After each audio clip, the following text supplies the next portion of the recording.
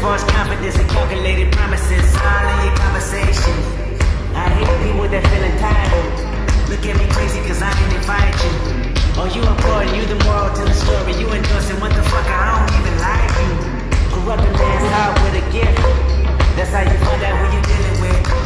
It's smart percentage you I'm building with. I want the credit if I'm losing or I'm winning. On my mama, that's the realest shit. Let's talk about